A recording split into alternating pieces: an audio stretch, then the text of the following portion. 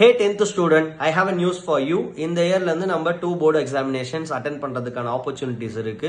Shock ஆக வேணாம், என்னன்றதை நான் சொல்றேன். ஸோ ஃபர்ஸ்ட் எக்ஸாமினேஷன் யூஸ்வலா பிப்ரவரி மந்த்ல எழுதுவோம். அதோட ரிசல்ட் வந்து ரொம்ப டிலே ஆகும். இனிமே அப்படி இருக்க போறது இல்ல. பிப்ரவரி மந்த்ல யூஸ்வலா எழுதுற அதே மெயின் எக்ஸாமினேஷன் கம்பல்சரி அட்டென்ட் பண்ணியே ஆகணும்.